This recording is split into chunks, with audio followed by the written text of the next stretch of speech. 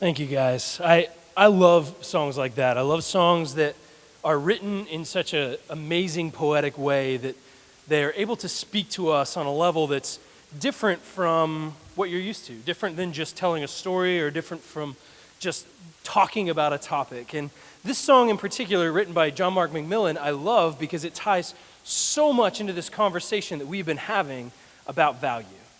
In this series, Code of Honor, we've been talking about recognizing the value that God has in us, and then in turn, learning how to share that value with other people. And in this song specifically, it actually ties directly to the story we're going to be looking at today, the story of David and Mephibosheth. And I'm going to say that wrong about 6,000 times, so enjoy the different variations of that name. But I love how this song communicates just as the story communicates. It talks about this relationship that we have with God, this relationship that we have with Jesus. So we're going to dig into the story of David Mephibosheth a little bit later, but just a quick overview of what the story is about. It's about David keeping his promise to his best friend Jonathan by taking his son, who is crippled taking his son and allowing him to have a seat at the table. So Jonathan's son is disabled. He gives him a seat at the table, and not just a spot at the table, but the spot reserved for a son, a spot reserved for somebody in the family. And so what John Mark McMillan does with this song is he paints this picture just like the passage paints the picture of our relationship with Jesus and what Jesus has done for our sakes, by giving us a spot at the table.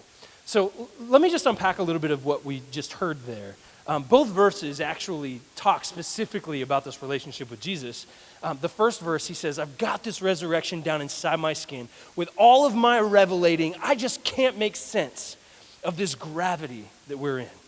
What he's saying there is, now that I know Jesus, and I've been talking about him, I've been made new, and I've been speaking about who Jesus is, revelating about who Jesus is, I can't wrap my head around the enormity of the sacrifice that he has made for our sakes, the gravity of that sacrifice.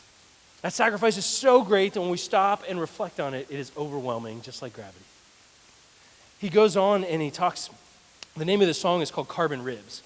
And you see throughout this song, in the pre-chorus, that line over and over again, I've got this ghost who lives in these carbon ribs, right? The Holy Spirit who lives within this physical thing, this carbon being that we are, points us and reminds us to the reality of the fact that we have a place at the table, that Jesus has given us a place at the table, and that we can sit just like Mephibosheth, crippled at the table. Jesus' sacrifice gives us this uncontested place in God's presence, the seat of a king's son. This is such a beautiful song, and I think it reminds us again of just this value that every single one of us has because we are created in the image of God. And God has shown us that value by sending his son to die on the cross for our sakes. It's a pretty huge way of showing us that we have value to him. This is what this whole series is about. Code of Honor is about us recognizing that value as being made in the image of God and then honoring other people by recognizing that value in them as well. By finding ways for us to lift up the people around us and show them God's love, show them that God values them, and show them the sacrifice that was made at the cross. So today, we're actually going to be looking at how we can honor other people through our promises. We're going to be looking at how we can show people that they have value through our promises. Have you ever experienced false advertising? You know what false advertising is? It is the promise of one thing, but then delivering on something completely different. It's going against a promise, right? False advertising. And some of these things have become so commonplace for us that when we see them, we just kind of shrug and go, yeah, okay, that's normal, right? Like this one right here. This is one we're all familiar with. Once the picture comes up on the screen. There we go. The Big Mac, right? When's the last time you received a Big Mac that was sat on the left if you've chosen to brave what is McDonald's? Right? So that's usually what we get. Or maybe it's like Pop-Tarts, right? You see the picture on the box versus reality, the false advertising that is given to us. It's funny because there's actually a whole market on this, right? the food industry, as they present these pictures of food, especially restaurants and stuff, most of the time, the stuff that you're seeing isn't actually food. In fact, they use things like motor oil to make it look better, like syrup on pancakes for one of those things would be motor oil. It wouldn't be actual syrup. Like they're using it to create this picture of what they want you to think it is, right? This false advertising. Here's a few more. This one's great. So on the left, you have what's a cardinal or a bishop, but then on the right, it's the Easter Bunny. So that's a good little bait and switch. Or maybe this one here, you've got the car that for sale runs well, is missing the entire engine. The issue that we're looking at is that what you promised, you don't get, right? That's what false advertising is. It's the making of a promise, but then not delivering on said promise, but delivering something else. Have you ever been the victim of false advertising when it comes to your relationships? Has there ever been a point in your life where you've been kind of duped by the people around you? Maybe it was a job, right? Maybe you went in for a job interview and they sold you on this amazing opportunity, this amazing job, and then you go in after you've been hired, and after about a week you realize this is pretty terrible. This is not what I was expecting. The people that I'm working with are pretty horrible people. I don't want to be a part of this, right? Dating, right? Every one of us, I think, who have been in a dating relationship have been guilty of false advertising, right? Everybody wants to present just a little bit of a skewed reality whenever you start a dating relationship, because you have to release the realities of who you are in bite-sized portions so that you don't scare the other person away completely. Beyond those kind of innocent little things that we do, though, sometimes the false advertising in a dating relationship can be a little more nefarious. Sometimes there's some pretty major incompatibilities. Sometimes there's some character flaws that are hidden. And oftentimes then in those circumstances, by the time they're actually brought to light, it's so late that it creates all this damage and destruction and hurt in people's lives. There are so many relationships where this false advertising can play out, right? With our friends, our coworkers, maybe our parents or our kids, sometimes other family members. And with all of these situations, when the veil of the false advertising is finally lifted, you cannot help but feel like you've been taken advantage of. You can't help but feel like you're the victim. You cannot help but feel like you've been devalued because you're not getting what was promised. I think we have a false advertising problem in our day-to-day lives. Everyone really struggles with this across our entire culture. See, so many people put out something fake, something that's inauthentic. And that includes us as Christians. We do this too. We all do this. We all create this mask or this projection in this attempt to either fit in or maybe to protect ourselves or maybe to make friends or sometimes maybe to succeed in whatever context we're in. But we all put this thing out there that isn't necessarily really who we are, right? We put up this mask, this projection. Isn't that why everyone loves social media? Because in social media, you can make this perfect image, this perfect snapshot of who you are, and you can throw it out there for everybody to see. That's why we like it so much. You control what people are allowed to see about you. Has anyone seen this trend called Instagram reality? So Instagram reality, basically what this is people are going out there and they're finding these pictures that are posted on Instagram that different influencers and people have put up, and then they happen to find another shot from either a different angle from the same picture, or maybe they've deconstructed all the editing that happened, and they show this horrible contrast. So in one picture, you have somebody that looks perfect. They look like the exact image of beauty that you would expect. And then the other picture turns out, maybe not so much. See, when you take away all of this Photoshop and the digital magic that occurs, you start to see that people edit their weight, they edit their complexion, their skin color, their bone structure. They will change so much about what they appear in order to seem to be perfect, or at least what their picture of perfect is. But the reality is it's not real at all. The thing that is put out there is fake. It's false advertising. Well, today we're going to be looking at how when we present these fake versions of ourselves, what we're actually doing is devaluing the people around us and devaluing ourselves, because we're actually going against a promise. This is false advertising.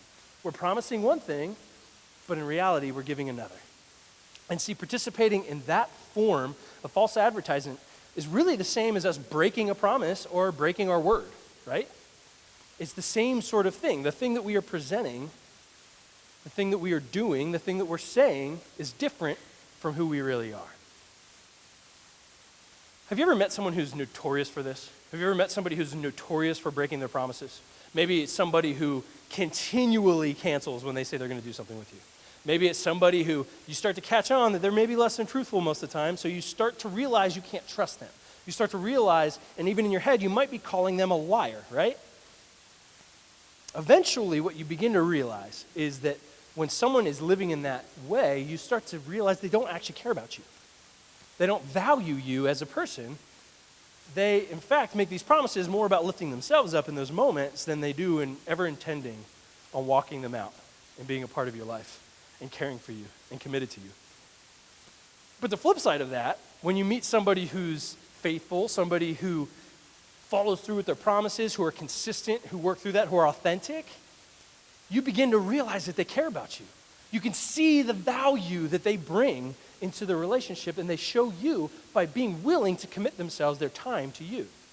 This morning is going to be a twofold conversation because we're going to be looking at how God values us. We're going to be looking briefly at that reality of where our value should come from, but then we're also going to talk about how we can learn how to honor other people, show them that they have value through our promises or through being authentic with people. So this morning, let's take a look at David and Mephibosheth to see an example of someone who shows other people value, that honors them by keeping their promises in a pretty big way. So this morning, we're looking at 2 Samuel 9, and we're actually quite a bit ahead of where we were last week when we were telling the story. So last week, for those of you who weren't here, and just a reminder for everybody else, last week we talked about David and Jonathan, right? We talked about this friendship, this BFF, this best friends forever experience, where both of them made this pact that we will always be friends with one another. We will always look out for each other, right? So from that time in the story, we've moved along quite a bit. Remember last week, David was sent into exile. He's running from King Saul. He doesn't want to be killed by King Saul. So he's on the run, he's hiding, and while all this is going on, Jonathan and King Saul eventually are killed.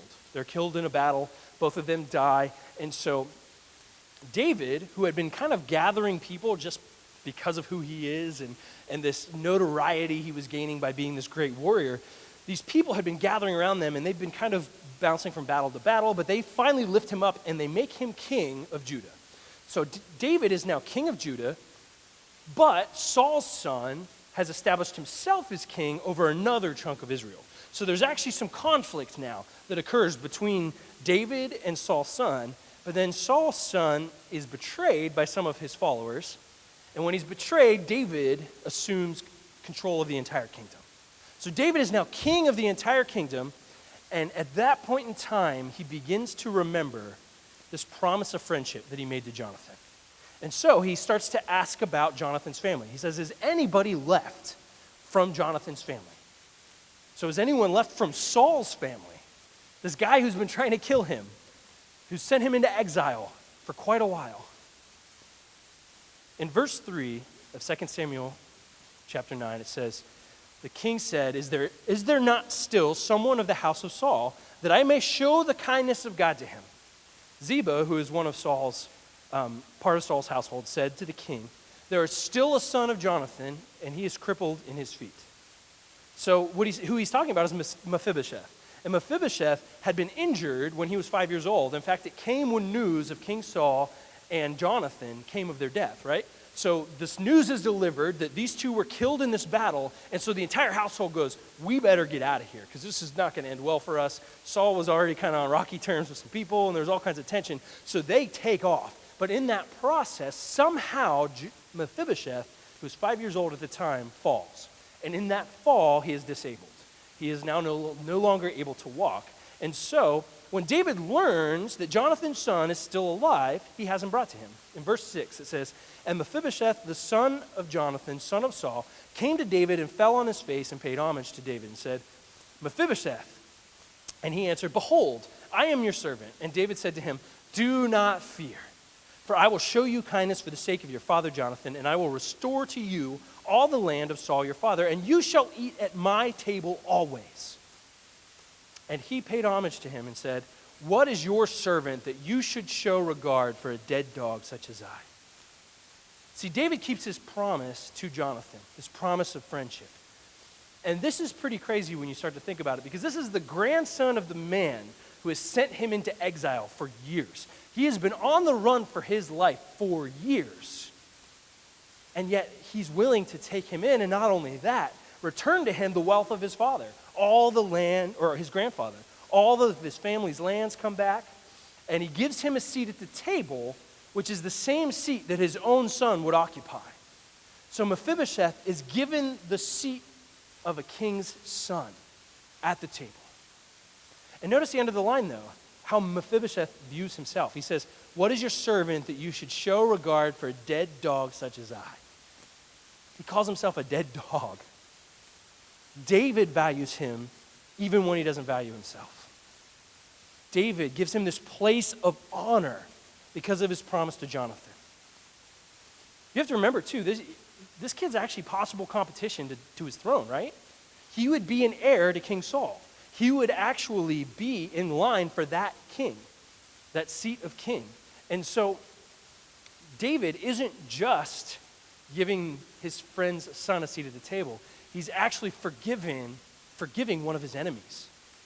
See, in that time, David would have been completely justified in wiping out Saul's entire family to get rid of any competition for the throne, any competition for being king. But instead, David gives this kid a seat of honor, this place that belongs to the son of the king. In verse 13, it says, so Mephibosheth lived in Jerusalem, for he ate always at the king's table. See, David shows us how we can value people when we keep our promises. David shows us, just as Mephibosheth's father Jonathan had, whenever we looked at it last week, that if we put other people before ourselves and honor our promises in those contexts, we can show them that they have value. Remember how I said earlier we were going to be looking at kind of a twofold aspect of this. We're going to be looking at God's value for us, and we're also going to be looking at how we can in turn then show other people that value with our promises and with our authenticity. So this story, just as the song that we looked at the beginning of this sermon, is all this amazing picture of our relationship with Jesus, our relationship with God. See, Mephibosheth is not only this disabled boy, but he is a potential heir to a competing rule, right? So David keeps his promises to Jonathan even in the middle of all those issues. On paper, Mephibosheth is Jonathan's enemy. And David gives him a seat at the table. This is the same thing and the same way in which God relates to us. Because of sin, we are God's enemy. We are not able to be in connection with God because of the sin in our lives. Romans 3:23 says, "For all have sinned and fall short of the glory of God." Every one of us has this sin in our lives that keeps us separated from God, that makes us the enemy of God, because God cannot abide sin. But even though that is the case, God valued us to the point of sending his son to die on the cross to pay the penalty that we deserve because of sin. We can have a seat at the table if we accept to follow Jesus. God's promise of a seat through Jesus proves that we have value to him, proves that God loves us and that God cares for us, even when we're in this opposition to him. So we can learn then that if we can learn to keep our promises with others, if we can learn to live out this relationship with Jesus, we can show other people that they have the same value, that God cares for them in the same exact way. And I think one of the most evident ways that we can keep that promise is the way in which we choose to interact with the world around us, whether we participate in this false advertising or not. Because let's be honest, most of us aren't running around saying, "I promise you that," or "I give you my word," right? Most of us don't do that. In fact, that's kind of reserved for TV, isn't it? Like we see that in like these old movies or even new movies about like medieval knights or samurai or My Little Pony. That's right, I'm the father of 3 girls. My frame of reference is a little skewed. But the way in which we interact with the people around us, in a lot of ways, is a promise. We might not be verbalizing it, which is important, by the way, as well. It is important that we keep our verbal promises and our verbal word, but the way in which we live our lives, whether we live authentically or not, whether we present with false advertising or put up a front, is in a way us keeping our promises. So are we participating in this false advertising, or are we being real with the people around us? Even when it's uncomfortable.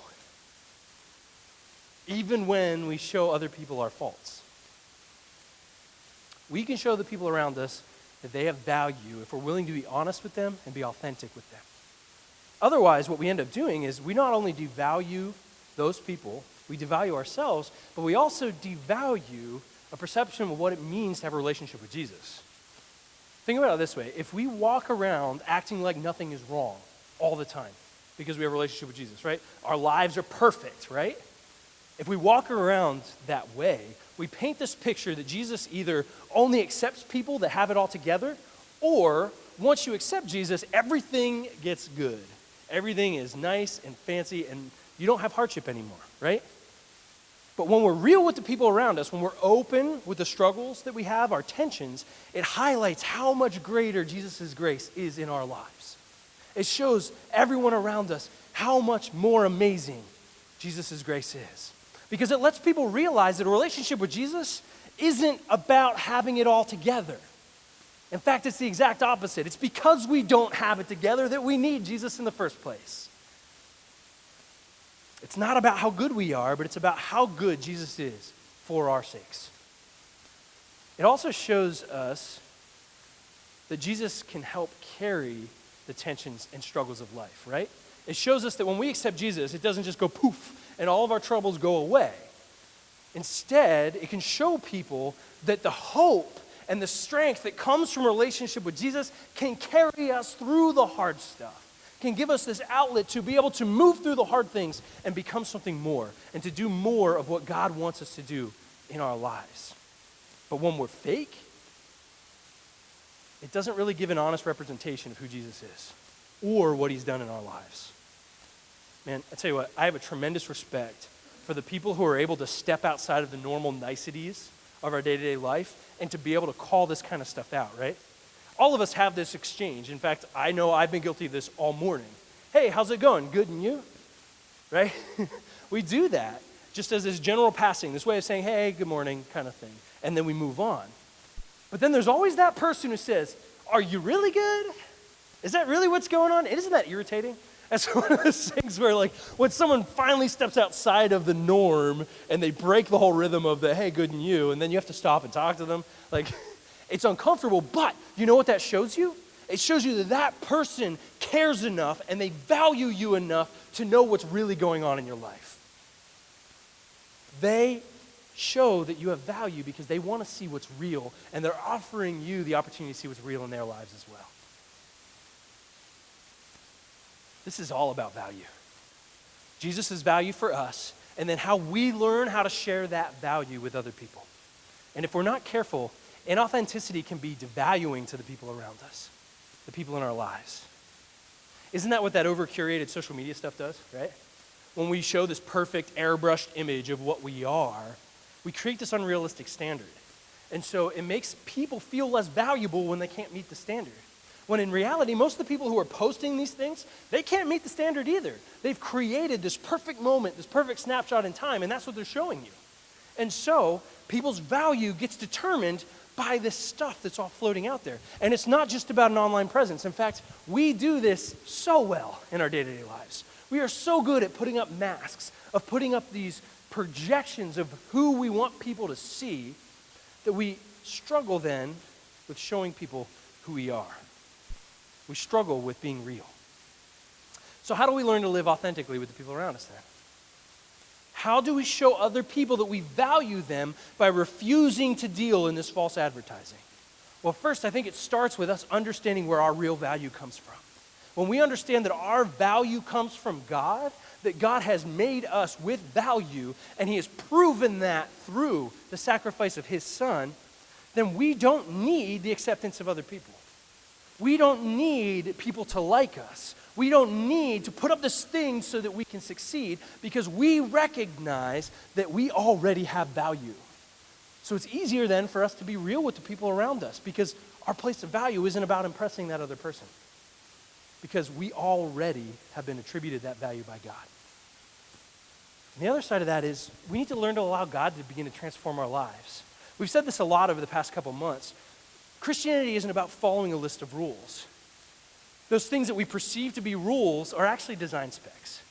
They're the way in which we are created best to function. And if we can live by those things, then we can live the best life we have possible. And when we live in that place, authentically, allow God to transform us, then it's easier to not be fake because we're just living it. We're just being real. We're being who we are. Both of those things then allow us to be real with other people, and then we get to show other people their value because of who Jesus says they are, not because of what they think they need to be for the world around them. By refusing to live this life of false advertisement, we can show the people around us that they have value. We can show them that God cares for them and God loves them. So what are the places in your life where you have been struggling with this false advertising? What are the areas of your life where you have been putting up this mask? You've been putting up this thing, this false advertisement. I think a lot of the times, it's not in every part of our lives. We're really good at compartmentalizing, right? We're really good at being a different person at home, a different person at work, a different person at school, a different person with our friends, a different person with our coworkers, right? We're good at creating this disjointed reality of who we are because we want to fit and mold and be in whatever context we're in, right? But what area are you intentionally putting up this false persona? I want to challenge you this week. Think through those areas of your life. Think through the ways in which you potentially aren't being who you really are to other people. If you're struggling to figure that out, ask God to help you recognize those things. Or if not God, ask someone that you trust to point those things out in your life. Because as you come to understand those things, you can ask God to help you recognize the value that He has in you so that you can overcome this need to put up this false persona, to wear this mask. This morning, I want us all to be in the same place where we're trying to understand how we can just live this life out in a way that is most glorifying to God and helps other people take their next steps in a relationship with Him. And a huge way of showing people that they have value and helping them take those steps is by being real with people and being honest with who we are and showing people what God believes of them.